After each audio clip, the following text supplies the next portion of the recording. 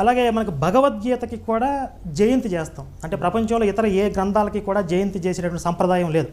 ఒక సాహిత్యపరంగా చూస్తే ఒక భగవద్గీత గ్రంథానికి జయంతి చేస్తాం. ఎందుకంటే భగవద్గీత వల్ల లోకానికి అంత మంచి జరిగింది అని ఒక భావనతో.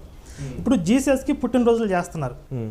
ఏ ఉద్దేశంతో చేస్తున్నారు? జీసస్ వల్ల లోకానికి జరిగిన మేలేంటి? ఇది నా ప్రశ్న. ఆయన వల్ల మేలు జరిగిందా, కీడు జరిగిందా?